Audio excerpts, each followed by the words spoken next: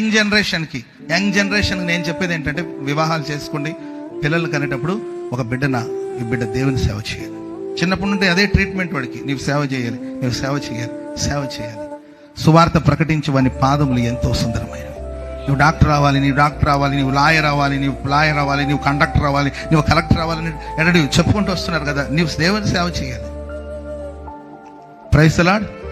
ఆయుధాలను తయారు చేయాలి. ఎవరో ఉన్నారు సేవ చేయడానికి. ఆ సేవకులు అట్టున్నారు కదా. ఎవరెట్టయితే నీ బిడ్డని గొప్పగా నువ్వు పెంచు. స్తోత్రం చెప్పడం గట్టిగా హల్లెలూయా. సువార్త ప్రకటించి వాని యొక్క పాదములు ఎంతో సుందరమైనవి. మీ బిడ్డల పాదములు సుందరమైనవిగా మార్చబడాలి. సువార్త ప్రకటించాలి.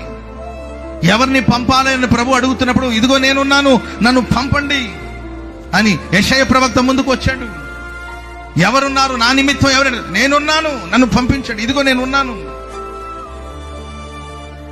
సువార్త ప్రకటించాలి, దేవుని సేవ చేయాలి, యాజకత్వం చేయాలి. మన పిల్లలు ప్రవక్తలుగా మారాలి, యాజకులుగా మారాలి. ఒకవైపున మన బిడ్డలు దేశపు ఉన్నత స్థలంలో ఉండాలి, అదే సభలో మన బిడ్డలు దేవుని మందిలో యాజకత్వం చేయాలి. ఆమె చెప్పండి అందరూ గట్టిగా.